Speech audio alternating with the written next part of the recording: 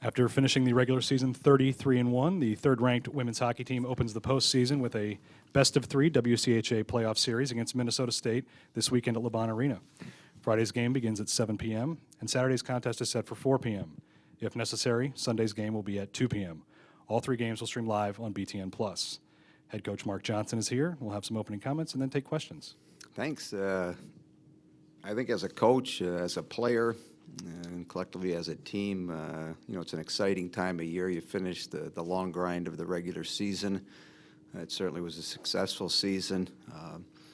And now the opportunity to play in our playoffs. And, if you can win 4 games, you can win another championship. And that's how we'll approach it as we prepare for Minnesota State Mankato this weekend. Again, it's an opportunity. Instead of being a 34-game schedule, it comes down to 2 weekends, and really the only thing you're guaranteed is this weekend. And so your mindset has to shift a little bit, and you really have to come out and try to establish something, especially early in this series. So it's a fun time of year. As I say, as a coach, it's exciting, and certainly as a players, they're going to be excited about the opportunity they have this weekend. All right, questions for Coach? John? Can there be positives in defeat, considering you went, 32 games and only tasted it once prior to this past weekend? Well, it was a learning opportunity, as most of our games are. Whether you win or lose, you try to learn from it. Come back today and try to make some strides and make improvements. And the team was very successful over the course of the winter in doing that. This past weekend, we did end up losing some games, but I was very impressed with the way we rebounded and came back Saturday, especially the second half of that game. Had an opportunity on a couple occasions to take the lead, and they met the challenge, and they found a way at the end to beat us. And so at the end of the day, you never like to lose, but if you can learn from your experiences and become better because of it, I think it's, an opportunity to do that. And so you get on the bus Saturday disappointed in defeat, but if you look at the entire body of work and us winning the WCHA championship, I think our players have a lot to be proud of. And now you just switch gears. You get a 2-week season, guaranteed 1 weekend, and you move and give yourself an opportunity again to maybe in 2 weeks go up there and play again for a championship. Reed? Coach, you always talk about the importance of getting through the first 8 to 10 minutes, especially on the road like that in an environment. Both games, tough starts. Is there anything you saw, power play goal given up? Is there anything you saw that would point to why this slow starts? Well, I didn't think we did a very good job either night in that category. We were down 2 goals, I think Friday after 6 minutes, and then Saturday, my point prior to the game was the emphasis on that start, and didn't do a very good job. They scored a nice power play goal, and then we had a breakdown, and they scored off a rebound, and we're down 2-0. What I did like about it is, we had adversity Saturday again, similar to what we did Friday, and I thought we responded very well. Talked about getting it to 2-1 at the end of the period, and then there was sort of a disputed goal to make it 3-1 again. We could have folded up. There's the biggest crowd they've ever had at Ritter. There were a lot of things against us, but we rolled our sleeves up. We continued to work and got it to 3-2, and then Annie ties at 3-3, and then the rest of the way we played well. We had a lot of opportunities. We had a lot of puck possession, a lot of offensive zone time.